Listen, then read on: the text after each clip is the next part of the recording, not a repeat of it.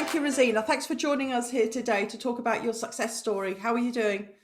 Yeah, good, thank you. So we're going to kick off straight away and get into it because we've got some really nice information here about where you started and where you're at now. And for the people that maybe will watch this, they're going to love to hear about your story because it's a really great one. So first of all, tell us a little bit about who you are, your full name, your loves, you've got children or you've got animals, anything you want to just tell us a little bit about you. Yep, so my name's Rosina Antonucci. I'm 40 next week, actually. Celebrations. I've got a little girl who's 7. Um, Obviously, my passion is my work, so I absolutely love brows, and I like the gym as well. Um, Brilliant. I've been doing brows, God, I don't know, it's about 15 years now. I trained in the beauty industry from at college. And then I went off and just did a few other jobs because at the age of 18, I was like, oh, I don't really want to work weekends and chat to people all day. And actually, about 10 years later, when I was about 25, I was just looking for someone to do good brows. And then that's how I sort of got back into the industry. So my thing is brows. What were you doing before that, though? I think you said you were doing, were you in a job like insurance or something? Yeah, I sold life. Well, I did various jobs, but yeah, I sold life insurance. Yeah. Were So you a mum then, or no, no? Okay, so no. yeah. So when you had your daughter, had you trained in beauty at that point, or were you still Yeah, in? so Yeah. yeah, I trained in beauty from college, and then I left that, and about 10 years later, I picked that back up. So then I was selling life insurance on this, as my full-time job, and I trained in HD brows, and that's how I got back into the industry. So I used to do, my sister owned a hair salon, or still does. So I just used to work there a couple of days a week, just doing brows and evenings and that kind of thing. And then the brows took off. So obviously I just had to make the call, like, because I was working so many hours, I didn't really have any days off. So I thought, well, I still lived at home.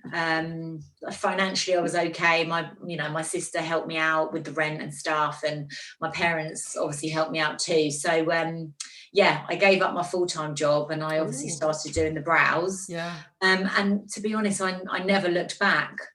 And then obviously, How did you feel about when you? I mean, did you have to ponder for a while about giving up a 9 to 5 job and taking that leap? I mean, did you? How long did it take you? You know, were you thinking about it for a month, or did it take you some time? Because a lot of people probably that are listening to this, that some of them will have been sitting on the fence for some time yeah, because they're liking the security of their job and they have that fear about moving into the cosmetics industry. So for yes, of course. you, what was it that made you take that leap? Because you just left your job, didn't you? Yeah, well, Yeah. I think because selling life insurance wasn't me, even though I was pretty good at it, but sales really isn't my thing. Um, um, I sneakily, I asked my manager for a sabbatical. So Ah, I asked for a 3 month sabbatical, which they actually refused. So that's when I thought, well, I've just got to take the yeah, plunge. Like yeah, financially, I was still living at home. I was only 25, so I was young. At the end yeah, of the day, if it didn't work, I'd have just gone and just got yeah, like another yeah, job. yeah. So It's different for anyway, yeah, it's different for everybody. So we're not advocating that everybody just leaves their job no, because that's the worst thing you can do. And my story, which is for another day, is that I had 3 other jobs on the go when I trained in Perk Cosmetics all those 15 years ago. So I did it gradually, but some people do leave their job, or they're on maternity leave and they don't want to go back to yeah. that job or that corporate type job, whatever it is, and they look to train. But fortunately for you, Rosina, you had that like a bit of a backup there, didn't you? So I did, yeah. you've done your beauty, you've done the brows and everything. And I mean, what were you feeling? Was it that, did you have this like pulling that you wanted to work with brows again? I mean, what was going through your mind and what were you feeling here? What, if you had the passion? It sounds like you did, but what were you feeling? I just loved it. I just, I loved making people feel good. I mean, back sort of 10, 15 years ago, brows were just starting to become big. Yeah. So actually, there wasn't really loads of people that did good brows. There was a handful of people. Obviously, now there's loads of people out there that obviously train in brows. But I don't know, it was just quite niche. And I was just looking for someone to do good brows on me. And then when I found it, I was like, wow, I need to be that person. You fell in love with it. Yeah, absolutely. Yeah. And so the passion was there first. Did it ever enter your head about earnings? I know you were still quite young then, but did you sort of think about, potentially what type of money can I earn from this? Or were you just led by the passion? Well, I think money's always up there, isn't it? But no, I think it was just because I actually loved it. Yeah. I loved it because, when I gave up my full-time job, I gave up a pension, I gave up private healthcare. Yes. I gave up. It wasn't just a job that paid good money. You don't get the perks, obviously, when you're self-employed. Exactly. I know, exactly. Very similar to me when I was teaching. You give that up. There is a lot to sacrifice, isn't there? But well, you'll tell us how you feel at the end of it, but hopefully it was all worth it. I mean, for me, it was most certainly worth it. It was the best thing that I ever decided to do. So, so you went into the brows. Where were you working? Were you working from a salon or were you working from home then? Yeah, so I worked at my sister's salon. So I rented a chair in her hair salon. Yeah. Yeah, so obviously I got the buzz, I was young, so I got that nice buzz of sort of a busy salon. Yeah. Now since lockdown, I actually work at home in like an outbuilding in my house. But it just works for me. I'm sort of 10, 15 years older. I've got a little girl now. It's flexible. I can work school hours some days, long hours the next. You can can run your own diary, can't you, as you know? Yeah.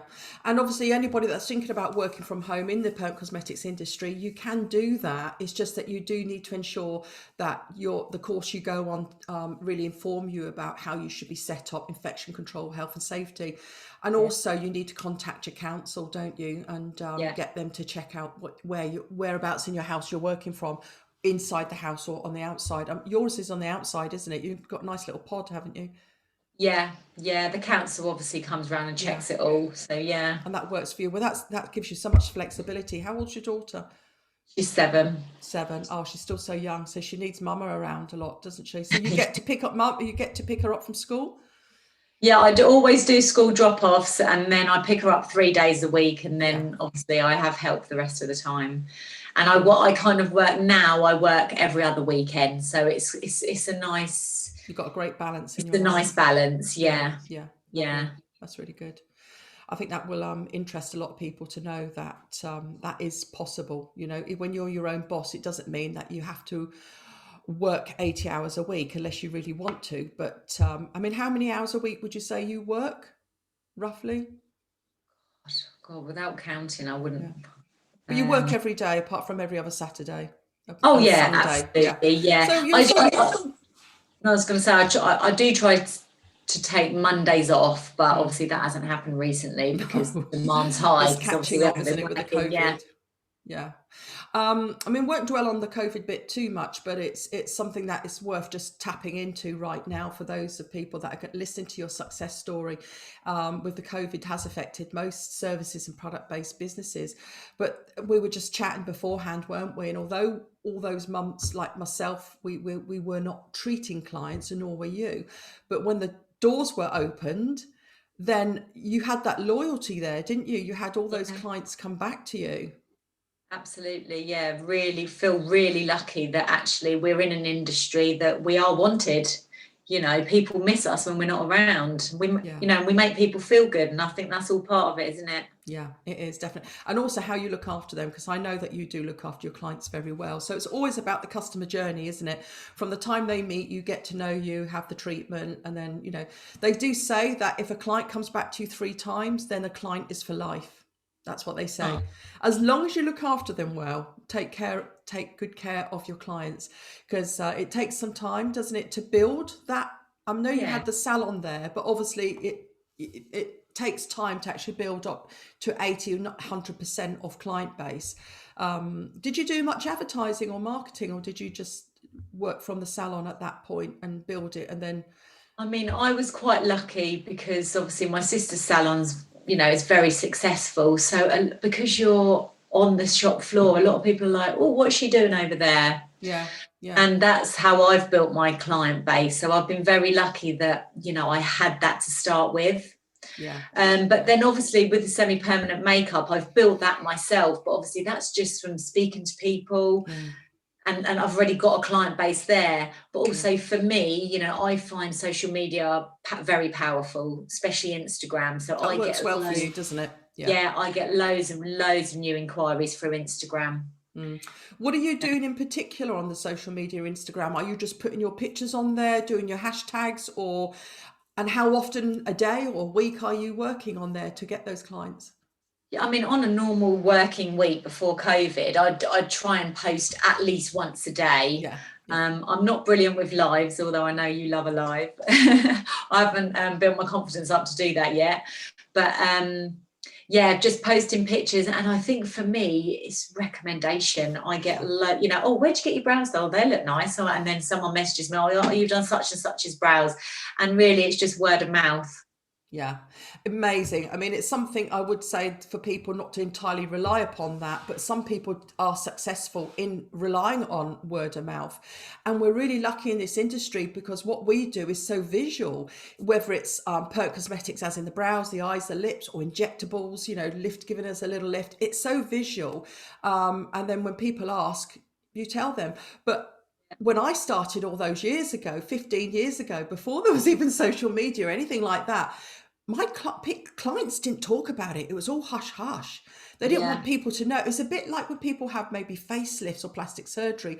A lot of people still don't mention that they've had it done. But all those years ago, people didn't say, they didn't say, oh, I had my brows done by Tracy Fensom or by Rosina. They didn't mention it, So we had to go out and do lots of events and talk to people. It was much harder then. So now for people coming into the industry, it's more open now because social media has opened up the gates, hasn't it? You only have to look at some of the shows that are out there, some of the amazing brows, and that's what people want. So well done on that. You've done so well, Rosina. It's amazing. But let's go back a little bit. So when you first started to look to go into Perk Cosmetics, and let me just explain to some of you that are listening, Perk Cosmetics or micropigmentation is the main, if you like, titles of this industry.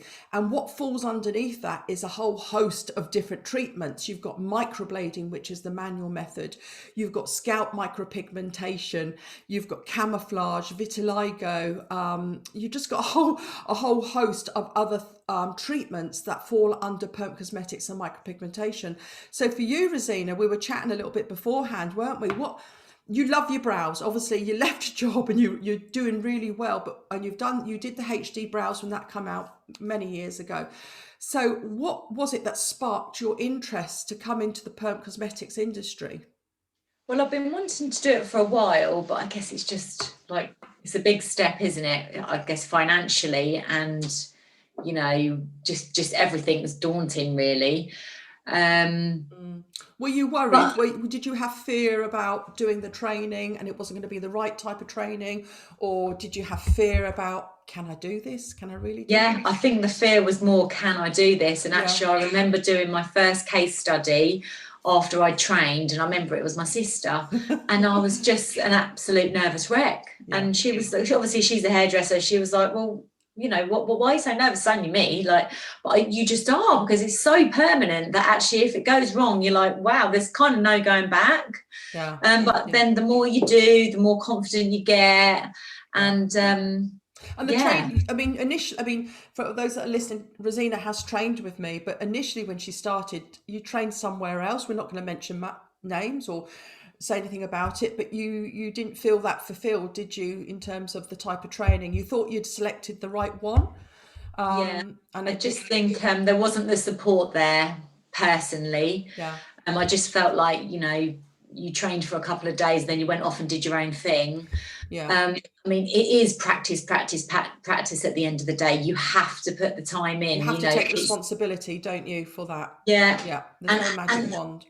And every brow is so different, you know, and people's retention is so different and people's skin is so different. So, yeah, I mean, I chose microblading initially to start with. Why did I choose that over the machine method? For me, purely, it was back, I think it was 2017. Yeah. It was just very here and now microblading. It was a new thing. Everyone was doing it. So, and also it was a lot cheaper to train. And for my financial situation at that time, it just worked for me. Yeah. Yeah. You must have been very excited to do that. Although, as you explained, really a bit worried about after you left. So you did some training. You worked. The training was safe training, but you just felt the support wasn't there afterwards.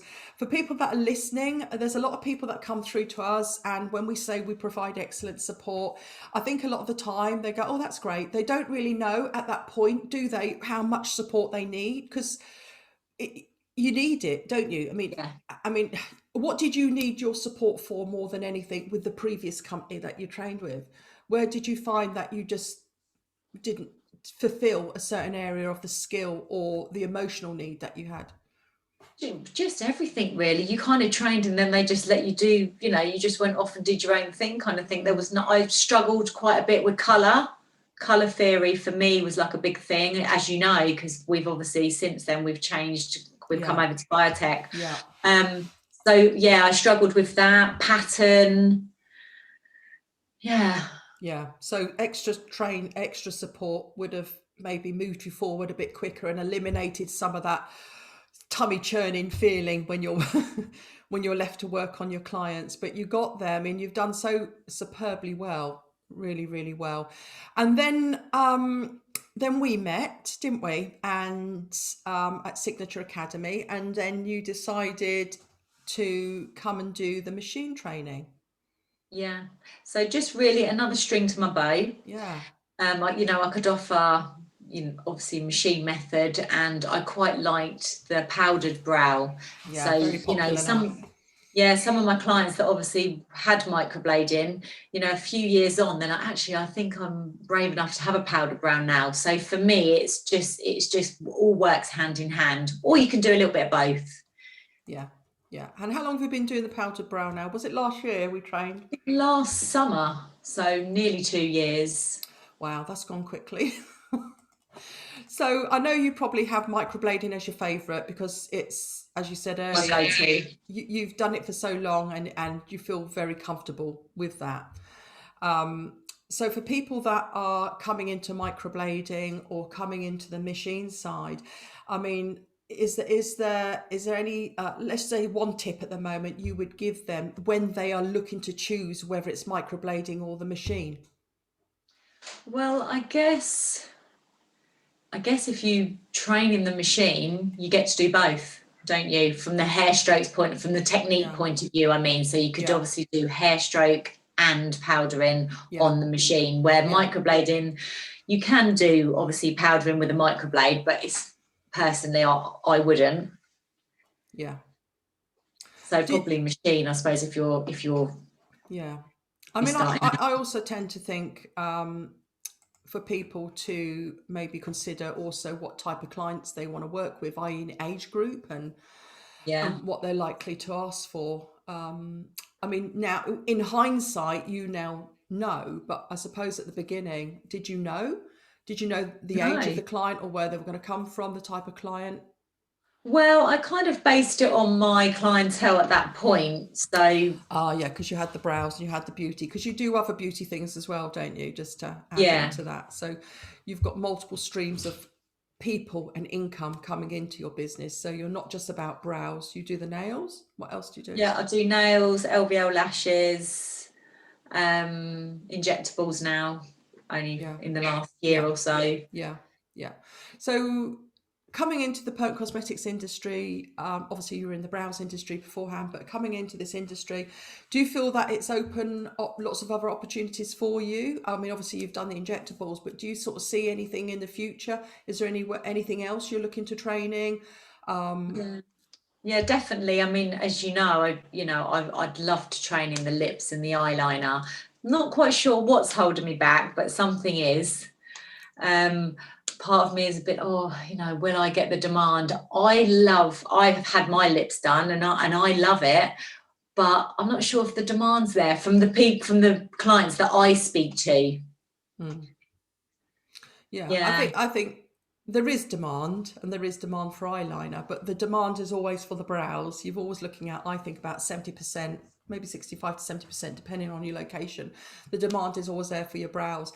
And just to add to that, if somebody comes to my clinic and they're asking for the eyeliner or the lips, and I'm looking at their brows and their brows are not great, I will say to them, first of all, I say okay, you want your lips or your eyeliner doing, but really, first of all, you need your eyebrows doing.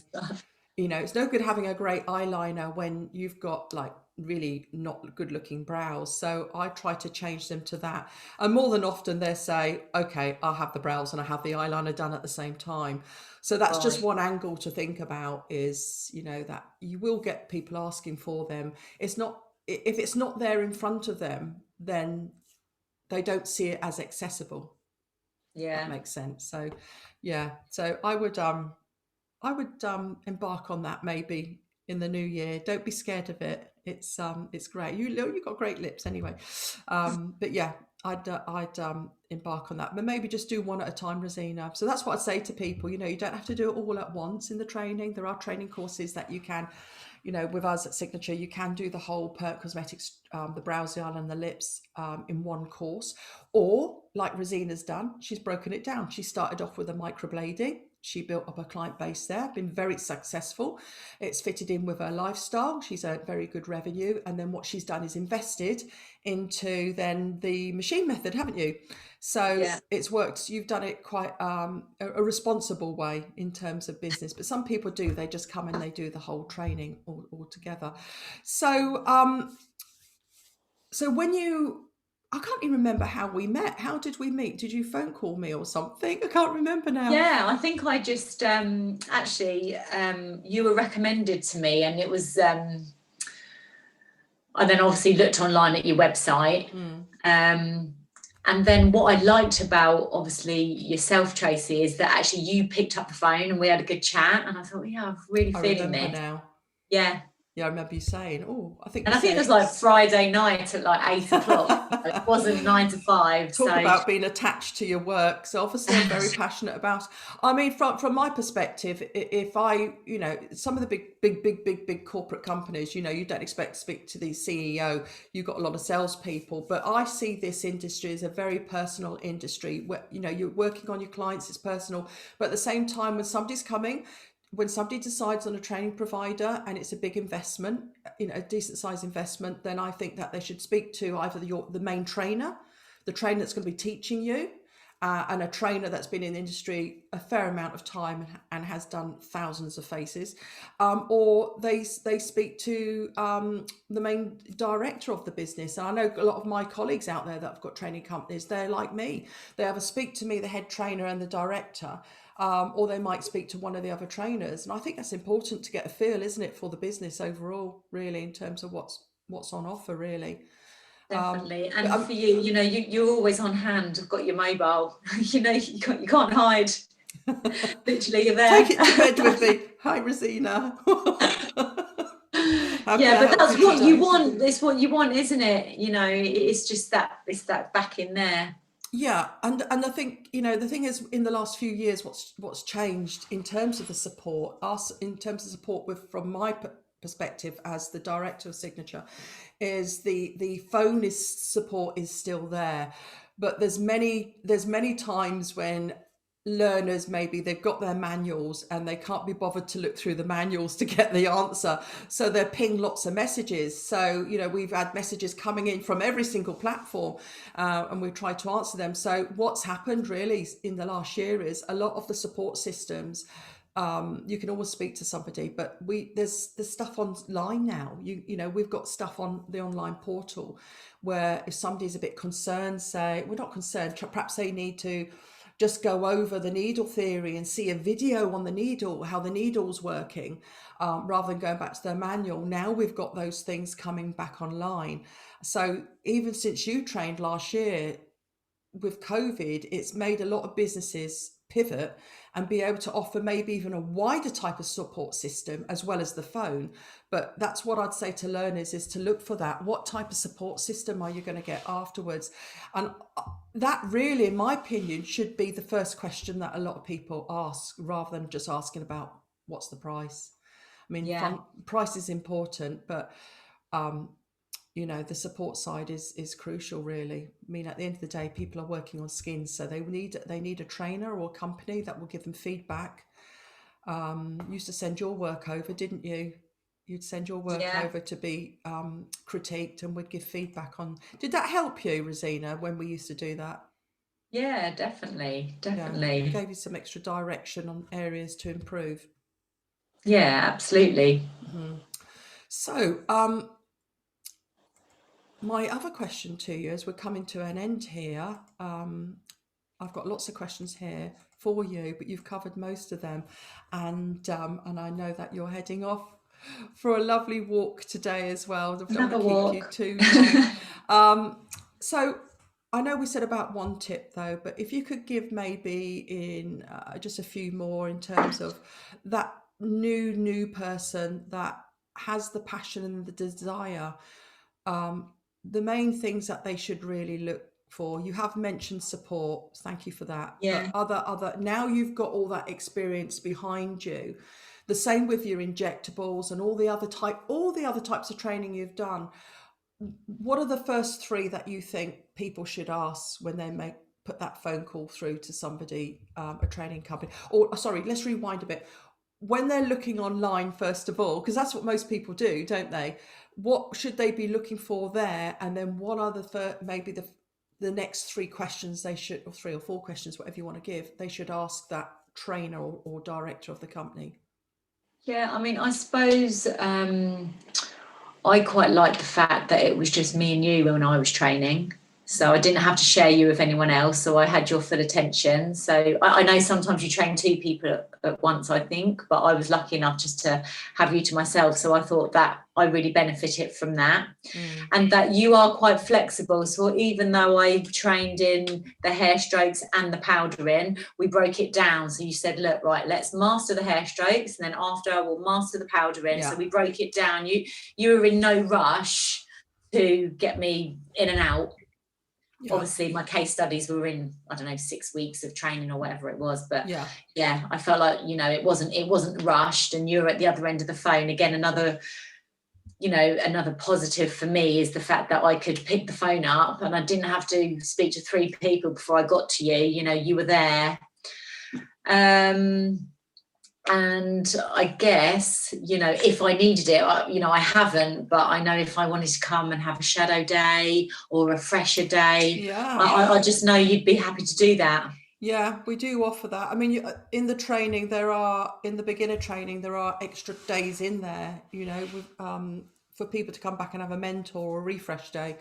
So that is there for people when they've done their training and they're going through the case studies, because we don't just give you the certificate. We don't just hand them out like some companies. We want you to progress with those skills and the tools that we've given you to work on your own models. Obviously, you work on models in class, but work on your own models. So I think that's really important, that you're able to go back to that training company and say, look, I'm really doing well, but I just need a bit more hand holding on this.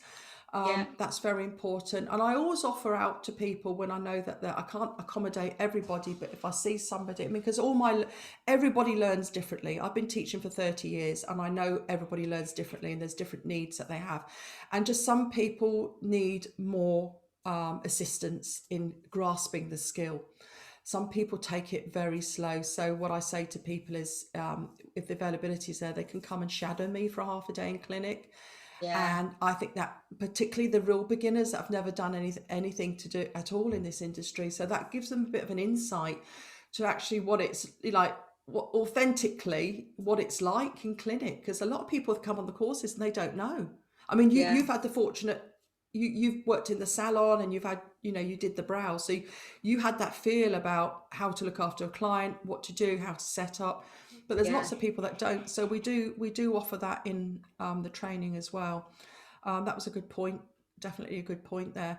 How many case studies did you do? Just sorry, digress there a bit. I was just interested.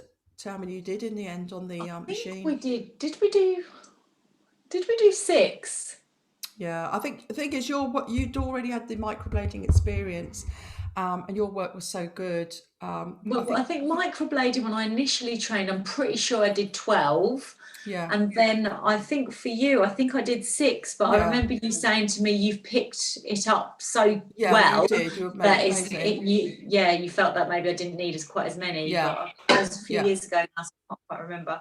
Yeah, yeah, you were amazing at it. I mean, I think actually, think about it, it's about 8 on the conversion. But if somebody it has got it, you've just got it, then 6 is enough. You've done really, really well. And some of your pictures you sent over, so I've not been able to load them. But when this video goes out, we're going to put some details at the end of it, so you can contact people can contact you on your web. Oh, you've got a website, have you? No, I No, haven't. okay. Well, we'll Social put media. we'll put your Instagram on there, and we'll put your location, because other than just people that are interested in learning, there will be other people that maybe want to have a treatment done. So what we're looking to do is put that information on there, and they can go and look at your work, and it is lovely work, amazing work. So what I want to say is thank you so much. Thank you for taking the time on New Year's Eve. You've got lots to do to come along Got nothing and else to do. tell us about your success story. And I think you've been great in providing that information and about your journey, and I really, really appreciate it. And I'm sure that this is going to help a lot of people that are sitting on the fence and they want to hear truth and authenticity from somebody. So I hope this really, really, really helps. So thank you, Rosina. Thanks, Tracy. And as always, I've always said it from day one, you've definitely the best trainer that I've ever had, and you're always so supportive. So yeah, thanks to Brilliant. you as well. Well, I look forward to seeing you in the new year, and look forward to seeing your progress again. And obviously, if the lips and the eyeliner are something you want to do, then I look forward to passing those skills over to you.